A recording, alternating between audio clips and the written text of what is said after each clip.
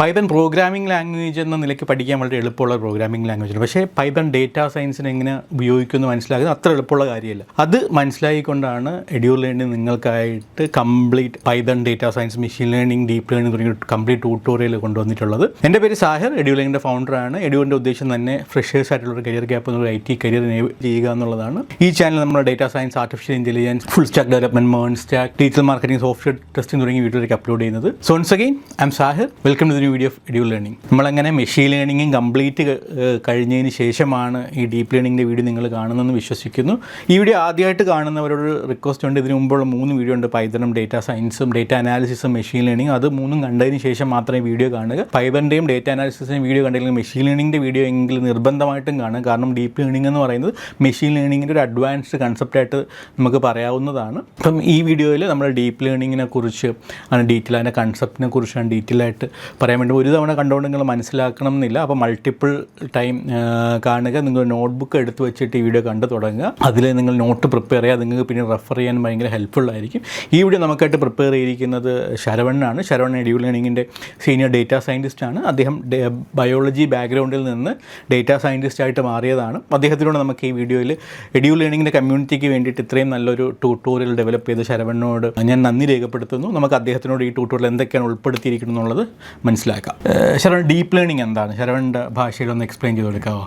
Deep learning as a biologist എനിക്ക് deep learning വളരെ ഡിഫിക്കൽട്ടായിരുന്നു പഠിച്ചെടുക്കാൻ. കാരണം കമ്പ്യൂട്ടർ സയൻസ് അറിയാനുള്ള ഒരാൾ എന്നെ പഠിപ്പിച്ചപ്പോൾ പറഞ്ഞത് ബ്രെയിൻ വർക്ക് ചെയ്യുന്ന പോലെയാണ് നമ്മളൊരു ഡീപ്പ് ലേണിംഗ് വർക്ക് ചെയ്യുന്നുള്ളത്. പഠിച്ചു വന്നപ്പോൾ എനിക്ക് ബ്രെയിനും മനസ്സിലാവുന്നില്ല, ഡീപ്പ് ലേണിംഗ് മനസ്സിലാവുന്നില്ല എന്നുള്ളൊരു സിറ്റുവേഷൻ ആയിരുന്നു. സോ ഐ അണ്ടർസ്റ്റുഡ് വൈ, എന്തുകൊണ്ടാണ് ഡീപ്പ് ലേണിംഗ് ഒറിജിനേറ്റ് ചെയ്യാനുള്ള, എന്തുകൊണ്ടാണ് ഡീപ്പ് ലേണിംഗ് എന്നുള്ള പേര് വന്നത്, എന്തുകൊണ്ടാണ് നമ്മൾ കമ്പ്യൂട്ടർ പ്രോഗ്രാമിംഗ് സ്റ്റാർട്ട് ചെയ്തത് എന്നുള്ളൊരു കാര്യങ്ങളൊക്കെ ചിന്തിച്ച് ഒരുപാട് ബേസിക്സിൽ നിന്ന് എനിക്ക് തുടങ്ങേണ്ടി വന്നു. അപ്പോൾ ആസ് എ ബയോളജിസ്റ്റ് ഇപ്പോൾ നമ്മൾ ക്യാമറയും നമ്മുടെ കണ്ണും തമ്മിലുള്ള അതേ റിലേഷൻഷിപ്പാണ് ഡീപ്പ് ലേണിങ്ങും നമ്മുടെ ബ്രെയിനും തമ്മിലുള്ള റിലേഷൻഷിപ്പ്. നമ്മൾ കാണുമ്പോൾ ക്യാമറ ഇരിക്കുന്ന പോലെയല്ല നമ്മുടെ കണ്ണിരിക്കുന്നത്, പക്ഷേ എൻ്റെ പർപ്പസ് എന്ന് പറയുന്നത് സെയിം ആണ്, ക്യാപ്ചറിങ് ആൻ ഇമേജ് എന്നുള്ളതാണ്. അത് തന്നെയാണ് ഡീപ്പ് ലേണിങ്ങും. ഡീപ്പ് ലേണിങ് കാണാൻ ബ്രെയിൻ പോലെയൊന്നും അല്ല ഇരിക്കുന്നത്, ജസ്റ്റ് നമ്പേഴ്സ് ആണ്. But still it works like A brain. നമ്മുടെ കാര്യങ്ങളൊന്നും പറയാതെ, ഇപ്പം നിങ്ങൾ ഇന്ന് രാവിലെ നിങ്ങൾക്ക് ഇഷ്ടമുള്ള ഫുഡ് ഏതാണെന്ന് ചോദിച്ചു കഴിഞ്ഞാൽ നിങ്ങൾ പറയും.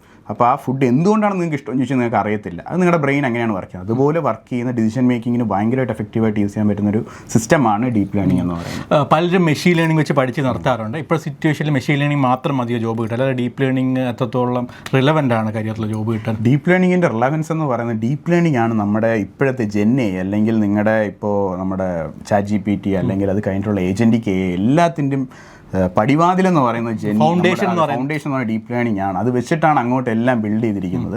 So if you want to have a long term go like a career, നിങ്ങൾക്ക് ഉറപ്പായിട്ടും ഡീപ്പ് ലേണിങ്ങിൻ്റെ ഫൗണ്ടേഷൻ വേണം. ഇതില്ലാണ്ട് നിങ്ങൾക്ക് ഒരിക്കലും അടുത്തടുത്ത് വരുന്ന ടെക്നോളജീസ് പഠിച്ചെടുക്കാൻ പറ്റത്തില്ല. മെഷീൻ ലേണിംഗ് കഴിഞ്ഞിട്ട് നിങ്ങൾക്ക് അടുത്ത് ജമ്പ് ചെയ്യേണ്ട, നിങ്ങളുടെ ലെവലപ്പ് ചെയ്യേണ്ട കാര്യം ഡീപ്പ് ലേണിംഗ് തന്നെയാണ്. അപ്പോൾ നിങ്ങൾ വിചാരിക്കും ലെവലപ്പ് ചെയ്യുമ്പോഴത്തേക്കും ഡിഫിക്കൽട്ട് ആയിരിക്കും എന്നാണ്. പക്ഷേ അങ്ങനെയല്ല.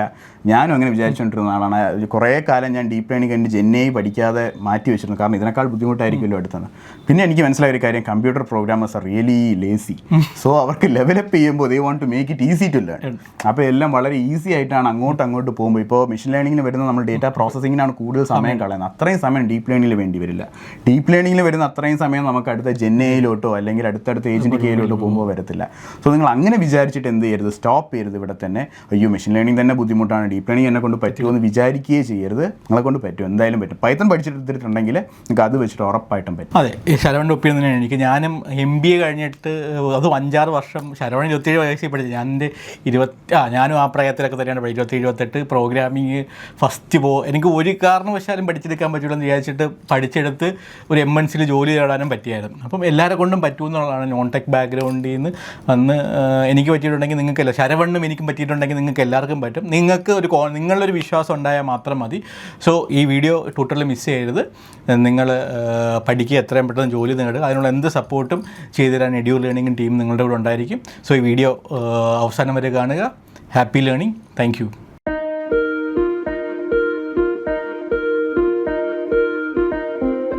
ഹായ് ഓൾ, ഇന്ന് നമ്മൾ നോക്കാൻ പോകുന്നത് ഡീപ്പ് ലേണിംഗ് എന്ന് വെച്ചാൽ എന്താണെന്നാണ്. അപ്പം ഡീപ്പ് ലേണിംഗ് എന്ന് പറയുന്നത് ബേസിക്കലി ഡീപ്പ് ലേണിംഗ് എന്ന് പറയുന്നത് AI ഒരു ഡൊമെയിൻ തന്നെയാണ്.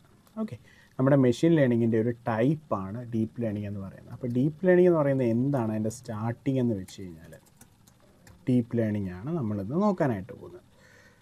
സോ കമ്പ്യൂട്ടറൊക്കെ ഒരു സ്റ്റാർട്ട് ചെയ്ത സമയത്ത് കമ്പ്യൂട്ടർ നമ്മൾ ഇൻവെൻറ്റ് ചെയ്ത് കുറേ പരിപാടികളൊക്കെ ചെയ്ത് ആ ഒരു ടൈമിൽ എന്താ സംഭവിച്ചതെന്ന് വെച്ച് കഴിഞ്ഞാൽ ഹ്യൂമൻസിനെ പോലെ തിങ്ക് ചെയ്യുന്ന മെഷീൻസ് ക്രിയേറ്റ് ചെയ്യാൻ പറ്റുമോ എന്നുള്ള ഒരു ചോദ്യത്തിലേക്ക് ഹ്യൂമൻസ് വരികയും സയൻറ്റിസ്റ്റുമാർ അങ്ങനെ ഒരു ചോദ്യത്തിലേക്ക് വരികയും അതിനുള്ള ഒരു ഉത്തരമായിട്ട് കണ്ടെത്തിയ ഒരു സാധനമാണ് ഡീപ്പ് ലേണിംഗ് എന്ന് പറയുന്നത്. ഹ്യൂമൻ ബ്രെയിനുമായിട്ട് സിമിലർലി പ്രവർത്തിക്കാൻ പറ്റുന്ന ഒരു കമ്പ്യൂട്ടർ എങ്ങനെ ക്രിയേറ്റ് ചെയ്യാം, ഇതായിരുന്നു ഡീപ്പ് ലേണിംഗ് എന്ന് പറയുന്ന ഒരു പ്രോഡക്റ്റ് ഉണ്ടാവാനുള്ള ക്വസ്റ്റ്യൻ. അങ്ങനെ ഒരു ക്വസ്റ്റ്യൻ ആൾക്കാർക്ക് തോന്നിയത് കൊണ്ടാണ് എന്തുണ്ടായത്, ഡീപ്പ് ലേണിംഗ് എന്ന് പറയുന്നൊരു ഡൊമൈൻ ഉണ്ടായത്. അപ്പോൾ ബേസിക്കലി ഡീപ്പ് ലേണിംഗ് ഉണ്ടായിരിക്കുന്നത് ഹ്യൂമൻ ബ്രെയിനിനെ മിമിക് ചെയ്തുകൊണ്ട്, ഹ്യൂമൻ ബ്രെയിൻ അതേപടി ഉപയോഗിച്ചുകൊണ്ടല്ല, ഹ്യൂമൻ ബ്രെയിനിനെ നിന്നും ഇൻസ്പയർ ചെയ്തിട്ടുള്ള ഒരു സാധനമാണ് ഡീപ്പ് ലേണിംഗ് എന്ന് പറയുന്നത്. ഫോർ എക്സാമ്പിൾ ക്യാമറ, നിങ്ങളിപ്പോൾ യൂസ് ചെയ്യുന്ന ക്യാമറ എന്ന് പറയുന്നത് ഹ്യൂമൻ ഐയിൽ നിന്നും ഇൻസ്പയർ ആയിട്ടുള്ളത്. എന്ന് വെച്ചാൽ ഹ്യൂമൻ ഐ പോലെ തന്നെയാണോ ഇരിക്കുന്നത്, അല്ല. പക്ഷേ ഹ്യൂമൻ ഐ ചെയ്യുന്ന കുറേയൊക്കെ കാര്യങ്ങൾ നമുക്ക് എന്ത് ചെയ്യാൻ പറ്റും, ക്യാമറ ഉപയോഗിച്ച് ചെയ്യാനായിട്ട് പറ്റും. അതുപോലെ തന്നെ ഹ്യൂമൻ ബ്രെയിനിൽ നിന്നും ഇൻസ്പയർ ചെയ്തിട്ടുള്ള ഒരു ടെക്നോളജിയാണ് ഡീപ്പ് ലേണിംഗ് എന്ന് പറയുന്നത്.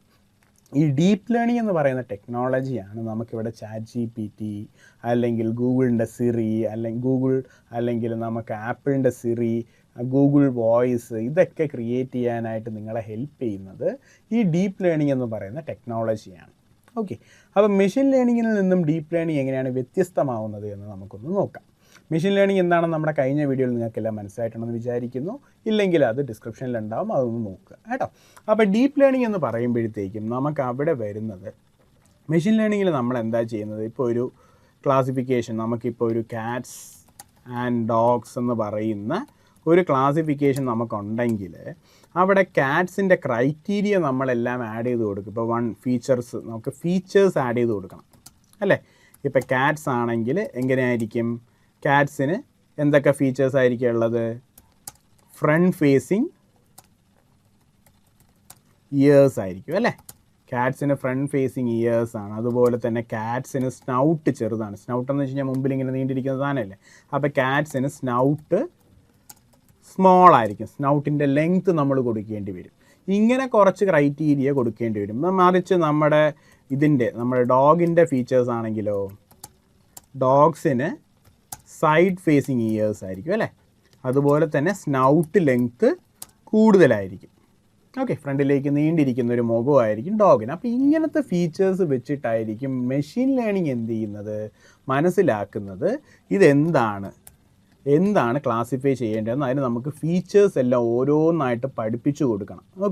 ഹ്യൂമൻസ് അങ്ങനെയാണോ പഠിക്കുന്നത്? നമ്മുടെ അടുത്ത് വന്നിട്ട് ആരെങ്കിലും പറഞ്ഞിട്ടുണ്ടോ ഈ പൂച്ച ഇങ്ങനെയാണ്, പൂച്ചയെന്ന് പറയുന്ന സാധനം എടുത്തു കഴിഞ്ഞാൽ ആദ്യം എൻ്റെ ചെവി ഫ്രണ്ടിലോട്ട് ഇരിക്കുന്നുണ്ടോ നോക്കണം, എന്നിട്ട് പിന്നെ അതിൻ്റെ സ്നൗട്ട് ചെറുതാണോ വലുതാണോ നീളം കൂടിയതാണോ നോക്കണം എന്ന് പറഞ്ഞിട്ടാണോ നമ്മൾ പഠിക്കുന്നത്? അല്ല. നമ്മൾ കണ്ടുടനെ തന്നെ നമ്മൾ പതുക്കെ ഇൻറ്റ്യൂറ്റീവ്ലി പഠിച്ചു തുടങ്ങുകയാണ് ചെയ്യുന്നത്. എന്താണെന്ന് നമുക്കറിയത്തില്ല, പക്ഷേ ഇത് പൂച്ചയാണ് ഇത് പട്ടിയാണെന്ന് നമുക്ക് തിരിച്ചറിയാനുള്ള കഴിവുണ്ടാവും അല്ലേ.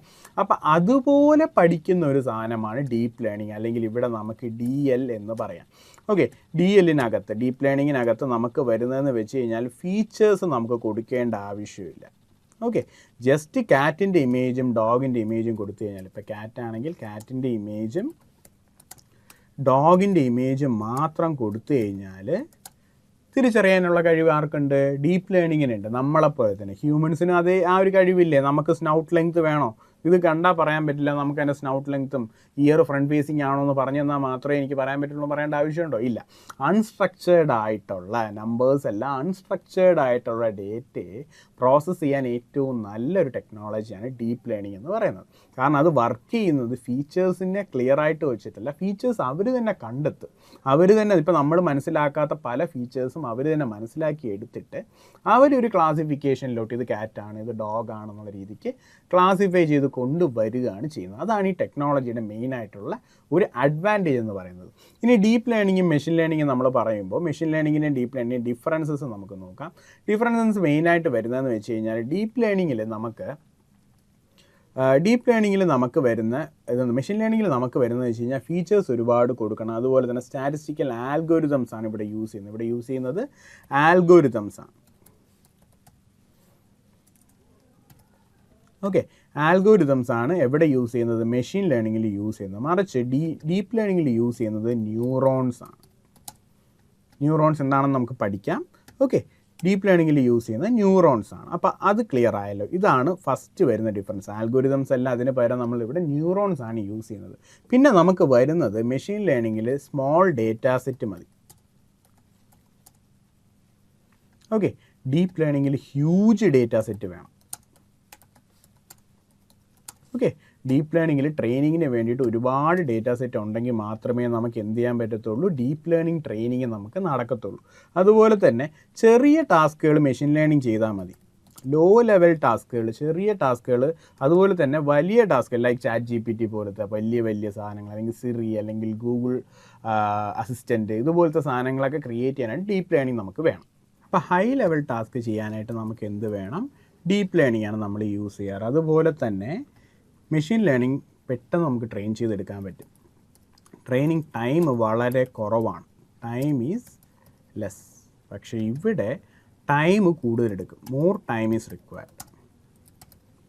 ഓക്കെ, അപ്പോൾ ഇതൊക്കെയാണ് മെയിൻലി നമുക്ക് ഡീപ്പ് ലേണിങ്ങും മെഷീൻ ലേണിങ്ങും തമ്മിലുള്ള ഡിഫറൻസ് വരുന്നത്. അതുപോലെ തന്നെ നമുക്ക് വേണ്ട വേറൊരു പ്രശ്നമെന്ന് വെച്ച് കഴിഞ്ഞാൽ, ഡീപ്പ് ലേണിങ് ചെയ്യാനായിട്ട് സിസ്റ്റത്തിൻ്റെ റിക്വയർമെൻറ്റ് കുറച്ചുകൂടെ നമുക്ക് റിക്വയർമെൻറ്റ് വേണ്ടി വരും. നമ്മുടെ PCയുടെ റിക്വയർമെൻറ്റ് കുറച്ചുകൂടെ വേണ്ടി വരും. CPU കുറച്ചുകൂടെ പവർഫുൾ ആയിരുന്നാൽ മാത്രമേ നമുക്ക് എന്ത് ചെയ്യാൻ പറ്റത്തുള്ളൂ?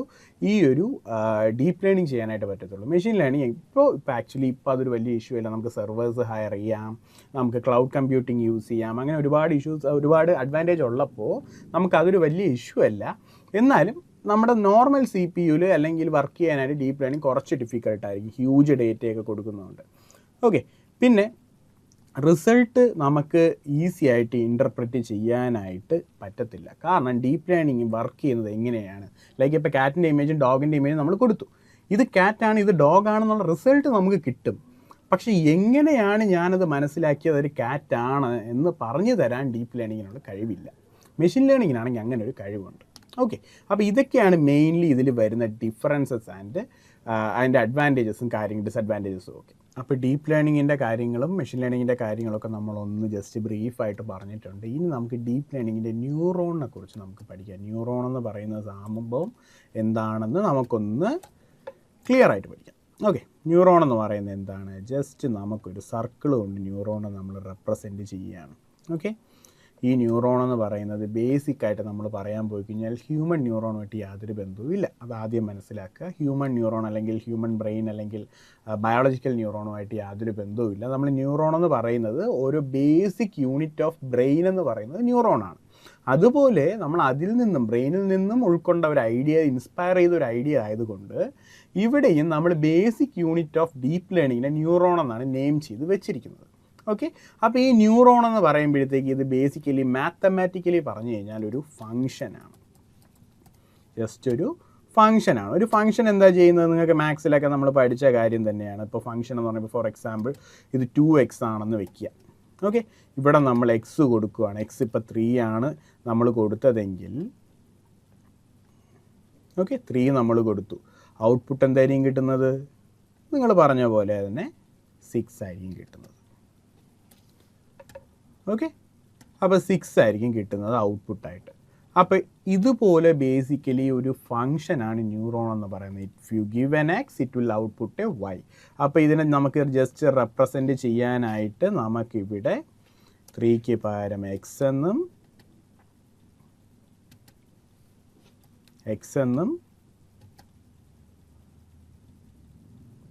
6ന് പകരം y എന്നും നമുക്ക് എന്ത് ചെയ്യാം? ആഡ് ചെയ്യാം. എക്സ് എന്ന് പറയുന്നൊരു വാല്യൂവിനെ y ആയിട്ട് കൺവേർട്ട് ചെയ്യുന്ന ബേസിക് ആയിട്ടുള്ളൊരു ഫങ്ഷനാണ് ന്യൂറോൺ. അതെന്തും ആവാം, 2x ആവാം, 2x² ആവാം, എന്തും ആവാം. ഓക്കെ, അപ്പോൾ ഫങ്ഷനാണ് നമ്മുടെ ന്യൂറോൺ എന്ന് പറയുന്നത്. ന്യൂറോണിൻ്റെ ബേസിക് ആയിട്ടുള്ള ഒരു പരിപാടി എന്ന് പറയുന്നത് ന്യൂറോൺ ഒരു ഫങ്ഷനാണ്. ഇത്രയും ബേസിക്കായിട്ട് നമുക്ക് മനസ്സിലാക്കാമോ? ആദ്യം ഇതാണ് ബേസിക് ഫങ്ഷൻ, അല്ലെങ്കിൽ ബേസിക്കായിട്ട് ന്യൂറോൺ എന്ന് പറഞ്ഞ ഒരു ഫങ്ഷനാണ്. എക്സ് എന്നൊരു ഇൻപുട്ട് കൊടുത്തു കഴിഞ്ഞാൽ അതിനെ y ആയിട്ട് കൺവേർട്ട് ചെയ്യുന്ന ഒരു ബേസിക്കായിട്ടൊരു ഫങ്ഷനാണ് ന്യൂറോൺ. ഇനി ഇതിനകത്ത് വരുന്ന കാര്യങ്ങളെന്ന് വെച്ച് കഴിഞ്ഞാൽ നമുക്കൊരു എക്സാമ്പിൾ വെച്ചിട്ട് പഠിക്കാം. ഓക്കെ, നമുക്കൊരു ചെറിയൊരു എക്സാമ്പിൾ വെച്ചിട്ട് നമുക്ക് പഠിക്കാം. അപ്പോൾ ഞാൻ ഈ എക്സും വൈയും എല്ലാം എടുത്ത് കളയും. ഇനി നമുക്ക് ന്യൂറോൺസ് മാത്രം മതി കേട്ടോ. ന്യൂറോൺസ് മാത്രം വെച്ചിട്ട് നമ്മൾ ഓരോ പരിപാടികൾ ചെയ്യാനായിട്ട് പോവുക. അപ്പോൾ നമുക്കിവിടെ ബേസിക്കലി ന്യൂറോൺസ് എന്ന് പറയുമ്പോഴത്തേക്കും ഞാനിവിടെ ഒരു സർക്കിൾ വെച്ചിട്ടാണ് റെപ്രസെൻറ്റ് ചെയ്യുന്നത്.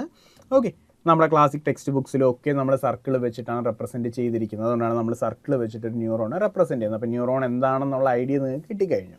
അപ്പോൾ ഇനി ന്യൂറോണിനെ വെച്ചിട്ട് നമുക്ക് ചെറുതായിട്ടൊരു ടാസ്ക് നമ്മൾ ചെയ്യാം. ഈ ന്യൂറോൺസ് ഒറ്റയ്ക്ക് ഇരുന്നത് കൊണ്ട് നമുക്ക് വലിയ കാര്യമൊന്നുമില്ല. ന്യൂറോൺസിനെ എന്ത് ചെയ്യണം, നമുക്ക് മൾട്ടിപ്പിൾ ന്യൂറോൺസിനെ അങ്ങോട്ടും ഇങ്ങോട്ടും കണക്ട് ചെയ്ത് ന്യൂറോണൽ നെറ്റ്വർക്ക് ആക്കണം. ആർട്ടിഫിഷ്യൽ ന്യൂറോണൽ നെറ്റ്വർക്ക് ആക്കണം. അതിനെയാണ് നമ്മൾ എന്തെന്ന് പറയുന്നത്, ANN, artificial neuronal network. Okay, ഇതിനെയാണ് നമ്മൾ ANN എന്ന് പറയുന്നത്. അപ്പോൾ എങ്ങനെ ഒരു ANN ക്രിയേറ്റ് ചെയ്യാമെന്ന് വെച്ച് കഴിഞ്ഞാൽ, നമുക്കിപ്പോൾ തൽക്കാലം ഇവിടെ ഒരു 4 ന്യൂറോണുണ്ട്, ഇവിടെ അതുപോലെ തന്നെ 2 ന്യൂറോണുണ്ട്. ഈ നെറ്റ്വർക്കിൻ്റെ പ്രത്യേകത എന്താണെന്ന് വെച്ച് കഴിഞ്ഞാൽ, ഇതിലെ ഒരു ലെയർ, ഇത് ലെയർ 1 ആണ്.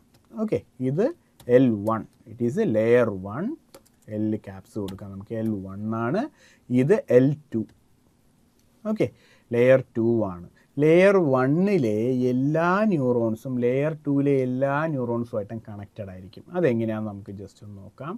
ജസ്റ്റ് ഇതാ, ഇപ്പോൾ ലെയർ 1-ലെ ആദ്യത്തെ ന്യൂറോൺ നമ്മൾ എടുക്കുകയാണെങ്കിൽ അത് ഇവിടെ ലെയർ 2-ലെ 2 ന്യൂറോണുമായിട്ടും കണക്റ്റഡ് ആണ്. അതുപോലെ തന്നെ ലെയർ 1-ലെ ഒരു ന്യൂറോൺ എടുക്കുകയാണെങ്കിൽ അവർ ലെയർ 2-ലെ എല്ലാ ന്യൂറോണുമായിട്ടും കണക്റ്റഡ് ആയിരിക്കും. അതുപോലെ തന്നെ ഇവിടെ കാണാൻ ബോറടിക്കുന്നുണ്ടാവും, പക്ഷേ ഇങ്ങനെ തന്നെ നമ്മൾ ഇത് പഠിച്ച് വെക്കണം. ഓക്കെ, അപ്പോൾ ലെയർ 1-ലുള്ള എല്ലാ ന്യൂറോൺസും ലെയർ 2-ലെ എല്ലാ ന്യൂറോൺസുമായിട്ടും കണക്റ്റഡ് ആയിട്ടുള്ളൊരു നെറ്റ്വർക്കിനെയാണ് നമ്മൾ എന്തെന്ന് പറയുന്നത്, ആർട്ടിഫിഷ്യൽ ന്യൂറോണൽ നെറ്റ്വർക്ക്. ഇതിന് എത്ര ലെയർ വേണമെങ്കിലും ആവാം. ഓക്കെ, ഇതിന് പെർട്ടിക്കുലർലി ഇത്ര ലെയറേ പറ്റത്തുള്ളൂ എന്നൊന്നുമില്ല കേട്ടോ. അപ്പോൾ നമ്മുടെ ഡേറ്റയുടെ അല്ലെങ്കിൽ നമ്മുടെ ടാസ്കിൻ്റെ കോംപ്ലക്സിറ്റി അനുസരിച്ച് നമുക്ക് ലെയറിൻ്റെ എണ്ണം കൂട്ടി കൊണ്ടുവരാം. ഓക്കെ, അപ്പോൾ ഇതേ ലെയർ ഞാൻ ലെയർ 1 തന്നെ ഒന്നുകൂടെ എടുത്തിട്ട് എന്ത് ചെയ്യാണ്, ലെയർ 3 ആയിട്ട് പേസ്റ്റ് ചെയ്യുകയാണ്. ഇവിടെ വരുമ്പോഴും സെയിം കേസ് തന്നെ നമ്മൾ ഫോളോ ചെയ്യണം. ലെയർ 2-ലെ ഒരു ന്യൂറോൺ എന്ന് പറയുന്ന സാധനം, ലെയർ 2-ലെ ന്യൂറോൺ എന്ന് പറയുന്നത് ലെയർ 3-ലെ എല്ലാ ന്യൂറോണുമായിട്ടും കണക്റ്റഡ് ആയിരിക്കും. ഓക്കെ, ഇങ്ങനെയായിരിക്കും ബേസിക്കലി നമുക്കൊരു ന്യൂറോണൽ നെറ്റ്വർക്ക് അല്ലെങ്കിൽ ന്യൂറോണൽ ലെയർ ക്രിയേറ്റ് ആയി വരുന്നത്. അപ്പോൾ ഇതിന് നമുക്കൊരു ഔട്ട്പുട്ട്, ഇതിനെയാണ് നമ്മൾ ഈ ഫസ്റ്റ് ലെയർ 1-നെ നമ്മൾ എന്തെന്ന് പറയും, ഇൻപുട്ട് ലെയർ എന്ന് പറയും. ഇവിടെയാണ് നമ്മൾ ഡേറ്റ കൊടുക്കുന്നത്. ഇത് ഹിഡൻ ലെയറാണ്. ഓക്കെ, ഇവിടെയാണ് നമ്മൾ എന്ത് ചെയ്യുന്നത്, പ്രോസസ്സിങ് നടക്കുന്നത്. ഇത് ഔട്ട്പുട്ട് ലെയറാണ്. ഇവിടെയാണ് നമുക്ക് ഔട്ട്പുട്ട് ജനറേറ്റ് ചെയ്ത് കിട്ടുന്നത്. അപ്പോൾ ഇങ്ങനെ നമുക്ക് 3 തരത്തിലുള്ള ലെയർ ഉണ്ട്. ഹിഡൻ ലെയർ n നമ്പേഴ്സ് ആവാം, എത്ര വേണോ ആവാം. ഓക്കെ, അപ്പോൾ നമുക്ക് ഒന്നുകൂടെ ഒന്ന് നോക്കുകയാണ്, ഒരു ആർട്ടിഫിഷ്യൽ ന്യൂറോണൽ നെറ്റ്വർക്ക് എങ്ങനെയാണ് ഇരിക്കുന്നതെന്ന് നമുക്കൊന്ന് നോക്കാം. ഇതാണ് actual structure of an artificial neuronal network. Okay, ഇത് വെച്ചിട്ടാണ് നമ്മൾ എന്ത് ചെയ്യുന്നത്, ഇതിൽ ഓരോന്നും ഓരോ ന്യൂറോൺസ് ആണ്. ന്യൂറോൺസ് ഓരോന്നും എന്താണ്, ഒരു ഫങ്ഷനാണ് ബേസിക്കലി. ഓക്കെ, അപ്പോൾ ആർട്ടിഫിഷ്യൽ ന്യൂറോണൽ നെറ്റ്വർക്ക് ഇങ്ങനെയാണ് ഇരിക്കുന്നതെന്നുള്ളത് നമുക്ക് എന്തായി, ഒരു ഐഡിയയായി.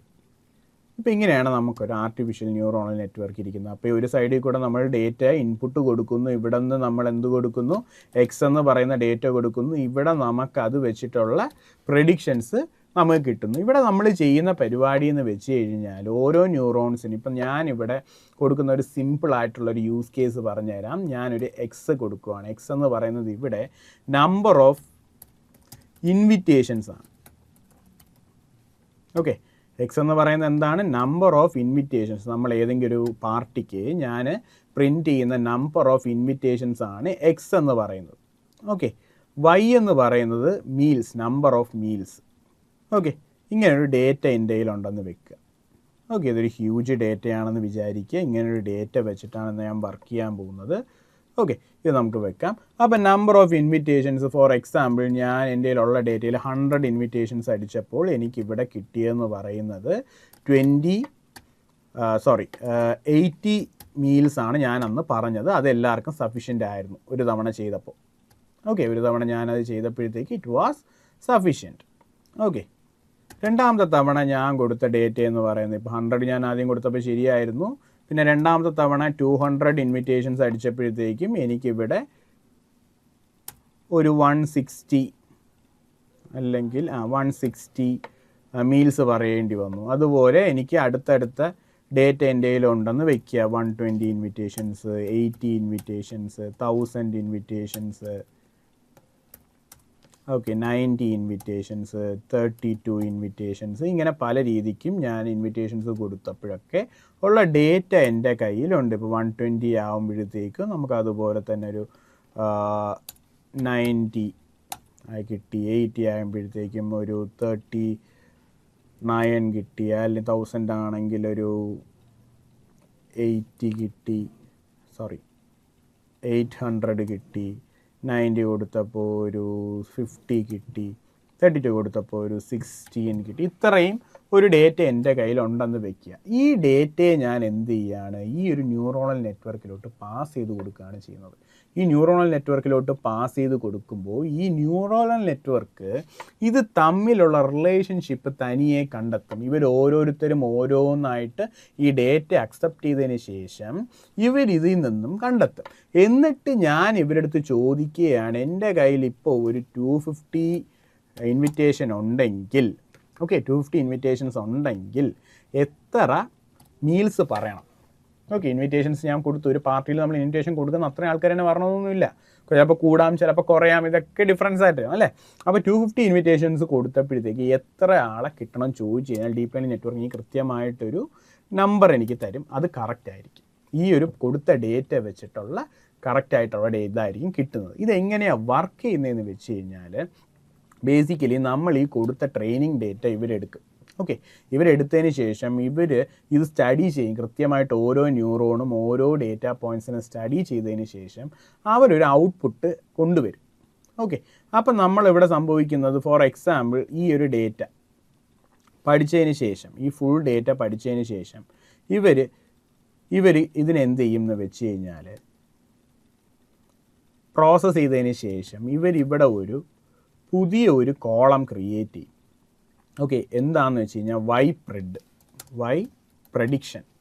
ഓക്കെ ക്രിയേറ്റ് ചെയ്യുമ്പോൾ എന്ത് പറ്റുമെന്ന് വെച്ച് കഴിഞ്ഞാൽ ഇത് വെച്ചിട്ട് എക്സ് വെച്ചിട്ട് ഇവർ വൈ ഒന്ന് പ്രെഡിക്റ്റ് ചെയ്യാൻ ശ്രമിക്കും. ഓക്കെ ശ്രമിക്കുമെന്ന് വെച്ച് കഴിഞ്ഞാൽ ഇപ്പോൾ ഞാൻ ഒരു ഡെമോ കാണിക്കുകയാണ്. ഇപ്പോൾ വൈ പ്രെഡിക്റ്റ് ചെയ്തത് ഇത്ര ആയിരുന്നു വെക്കുക. ഓക്കെ 80ക്ക് 80 തന്നെ കിട്ടി, 160ക്ക് 160, 90ക്ക് 90, എല്ലാം കൃത്യമായിട്ട് വളരെ കൃത്യമായിട്ട് പ്രഡിക്റ്റ് ചെയ്ത് കഴിഞ്ഞാൽ ഈ മോഡൽ പക്ക വർക്കിംഗ് ആണ്. ഓക്കെ ഇനി ഇവർക്ക് ഇൻ കേസ് ഇവർക്ക് 80ക്ക് പകരം 899 എന്ന് കിട്ടി, 160ക്ക് പകരം വേറൊരു നമ്പർ കിട്ടി, ഇങ്ങനെ മൊത്തം പൊട്ടത്തെറ്റാണ് കിട്ടിയതെന്ന് വെക്കുക. ഓക്കെ ഇങ്ങനെ റാൻഡമായിട്ട് നമ്പറാണ് കിട്ടിയതെന്ന് വെക്കുക. അപ്പോൾ എന്ത് പറ്റി ഇവിടെ? എല്ലാം തെറ്റാണ് അല്ലേ.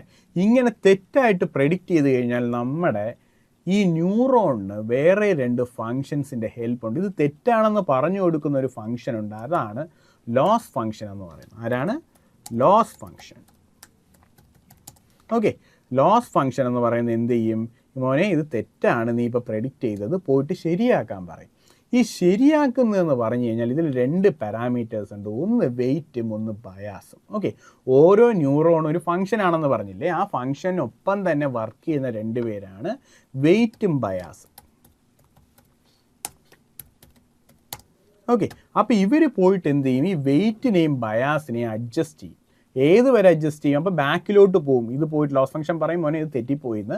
അപ്പോൾ ബാക്കിലോട്ട് ഒന്നുകൂടെ പോയിട്ട് ഇവിടുത്തെ വെയിറ്റും ബയാസ്, ഓരോ ന്യൂറോണിൻ്റെയും വെയിറ്റും ബയാസ് അഡ്ജസ്റ്റ് ചെയ്ത് കൊടുക്കും. അഡ്ജസ്റ്റ് ചെയ്ത് കൊടുക്കുമ്പോൾ എന്ത് പറ്റും? ഇതിൽ ചേഞ്ചസ് വരും. അപ്പോൾ വീണ്ടും വരുന്ന കറക്റ്റ് ആവുന്നുണ്ടോ എന്ന് നോക്കും. ഇല്ല തെറ്റാണെങ്കിൽ വീണ്ടും ബാക്കിലോട്ട് പോയിട്ട് വെയിറ്റും ബയാസും ചേഞ്ച് ചെയ്ത് കൊടുക്കും. ഇങ്ങനെ ശരിയാവുന്നിടത്തോളം കാലം ഈ വെയിറ്റും ബയാസും ചേഞ്ച് ചെയ്ത് ഏറ്റവും കൃത്യമായിട്ട് കിട്ടുന്നൊരു മോഡൽ വരുമ്പോഴാണ് ഈ ആർട്ടിഫിഷ്യൽ ന്യൂറൽ നെറ്റ്വർക്ക് സ്റ്റോപ്പ് ചെയ്യുന്നത്. ഓക്കെ അങ്ങനെയാണ് ഇതിൻ്റെ വർക്കിംഗ് നടക്കുന്നത്. അപ്പോൾ ഇവിടെ നമ്മുടെ റിയൽ ലൈഫിൽ എല്ലാ കാര്യങ്ങളും ലീനിയർ അല്ല, നോൺ ലീനിയർ ആയിട്ടാണ് വർക്ക് ചെയ്യുന്നത്. അപ്പോൾ ഈ ന്യൂറോണിനെ തമ്മിൽ കണക്ട് ചെയ്യുന്ന ഒരു ഫംഗ്ഷൻ ഉണ്ട്, അതിനെയാണ് ആക്ടിവേഷൻ ഫംഗ്ഷൻ എന്ന് പറയുന്നത്. ഓക്കെ ആക്ടിവേഷൻ ഫംഗ്ഷൻ്റെ ഡ്യൂട്ടി എന്താണെന്ന് വെച്ച് കഴിഞ്ഞാൽ ലീനിയർ ആയിട്ട് പോകുന്നത്. ലീനിയർ എന്ന് വെച്ച് കഴിഞ്ഞാൽ എപ്പോഴും ഒരു സാധനം കൂടുമ്പോൾ മറ്റേത് കൂടുക, അല്ലെങ്കിൽ എപ്പോഴും ഒന്ന് കുറയുമ്പോൾ കുറയുക എന്ന് പറയുന്ന റിലേഷൻഷിപ്പിലല്ല റിയൽ വേൾഡിലെ കാര്യങ്ങൾ. റിയൽ വേൾഡിൽ ഭയങ്കര ഡ്രാസ്റ്റിക് ആയിട്ട് പ്രഡിക്റ്റബിൾ അല്ല ഒരിക്കലും, അല്ലേ? നമ്മൾ എത്ര ഇൻവിറ്റേഷൻ കൊടുത്താലും ചിലപ്പോൾ കൂടുതൽ വരാം, ചിലപ്പോൾ കുറഞ്ഞു വരാം. അതിനെയൊക്കെ ഒരുപാട് കാര്യങ്ങൾ അഫക്റ്റ് ചെയ്യും. ആ അഫക്റ്റ് ചെയ്യുന്ന സാധനങ്ങളാണ് ഇവിടെ വെയിറ്റും ബയാസും എന്ന് പറയുന്നത് നമ്മൾ. ഓക്കെ, അപ്പോൾ അങ്ങനെ വരുന്ന സാധനങ്ങളെ നമ്മൾ എന്ത് ചെയ്യും? ഒന്ന് നോൺ ലീനിയർ ആക്കുന്ന ഒരു ഫംഗ്ഷനാണ് ആക്ടിവേഷൻ ഫംഗ്ഷൻ എന്ന് പറയുന്നത്. ഒരു പലതരത്തിലുള്ള ഫംഗ്ഷൻസ് ഉണ്ട്, ഓരോ യൂസ് കേസ് അനുസരിച്ച് നമ്മൾ മാറ്റും. അപ്പോൾ ബേസിക്കലി നമുക്ക് മനസ്സിലാക്കേണ്ട കാര്യം ഇതാണ്. ഇതിനകത്ത് ഇതൊരു ആർട്ടിഫിഷ്യൽ ന്യൂറൽ നെറ്റ്വർക്കാണ്. അതിനകത്ത് നമ്മൾ ഇങ്ങനെ ഒരു ഡേറ്റ പമ്പ് ചെയ്ത് കൊടുക്കും. ഹ്യൂജ് എമൗണ്ട് ഓഫ് ഡേറ്റ ആയിരിക്കണം കേട്ടോ. Huge amount of data pump ചെയ്ത് കൊടുക്കും. വൺസ് ഈ ഡേറ്റ പമ്പ് ചെയ്ത് കൊടുത്ത് കഴിഞ്ഞാൽ ഇവർ പ്രെഡിക്റ്റ് ചെയ്യാനായിട്ട് ശ്രമിക്കും. പ്രെഡിക്റ്റ് ചെയ്തിട്ട് ഓൾറെഡി ഉള്ള ഡേറ്റയായിട്ട് മാച്ച് ചെയ്ത് നോക്കും. അത് തെറ്റാണെങ്കിൽ ഇവർ പോയിട്ട് ചെറിയ അഡ്ജസ്റ്റ്മെൻറ്റ്സ് വരുത്തും. എന്തിലാണ്? വെയിറ്റിലും ബയാസിലും. ഈ ചേഞ്ചസ് വരുത്തി തിരുത്തുന്നത് വരെ, കറക്റ്റായിട്ട് ഏറെക്കുറെ കറക്റ്റായിട്ട് കിട്ടുന്ന വരെയും ഇവർ എന്ത് ചെയ്യും? വീണ്ടും വീണ്ടും റിപ്പീറ്റഡ് ആയിട്ട് വർക്ക് ചെയ്യും. എന്നിട്ടാണ് ഇവർ നമുക്കൊരു ഔട്ട്പുട്ട് തരുന്നത്. ഓക്കെ, ഇങ്ങനെയാണ് ഡീപ്പ് ലേണിംഗ് വർക്ക് ചെയ്യുന്നത്. അപ്പോൾ ഏറെക്കുറെ നിങ്ങൾക്ക് കാര്യങ്ങൾ മനസ്സിലായെന്ന് വിചാരിക്കുന്നു. Thank you. ഡീപ്പ് ലേണിംഗിൻ്റെ വീഡിയോ നിങ്ങൾ കണ്ടെന്ന് വിശ്വസിക്കുന്നു. കണ്ടെന്ന് മാത്രമല്ല മനസ്സിലാക്കിയെന്നും വിശ്വസിക്കുന്നു. അതിൽ താഴെ ഒരു കുഞ്ഞ് അസൈൻമെൻറ്റും കൊടുത്തിട്ടുണ്ട്. അത് നിങ്ങൾ ചെയ്യാനായിട്ട് ശ്രമിക്കുക. ഒരിക്കലും ChatGPT നിങ്ങൾ യൂസ് ചെയ്യാൻ പാടില്ല. അല്ലാതെ സ്വന്തമായിട്ട് ലോജിക്ക്, ഏകദേശം കുറച്ച് ലോജിക്കൊക്കെ നിങ്ങൾക്ക് ബിൽഡ് ചെയ്തിട്ടുണ്ടാവും. അതനുസരിച്ച് നിങ്ങൾ ചെയ്യാൻ വേണ്ടി ശ്രമിക്കുക. എന്തെങ്കിലും ഡൗട്ട് ഇതിനെക്കുറിച്ചുണ്ടെങ്കിൽ താഴെ കമൻറ്റ് ബോക്സിൽ രേഖപ്പെടുത്താവുന്നതാണ്. അതിനെക്കുറിച്ച് നമ്മൾ 24/7 സപ്പോർട്ട് തരുന്നതാണ്. ഇതിന് താഴെ ഒരു വാട്സപ്പ് കമ്മ്യൂണിറ്റിയിലെ ലിങ്കും കൊടുത്തിട്ടുണ്ട്. അതിൽ നിങ്ങൾക്ക് ജോയിൻ ചെയ്യാവുന്നതാണ്. അതിൽ നിങ്ങൾക്ക് സപ്പോർട്ട് ചോദിക്കാവുന്നതാണ്.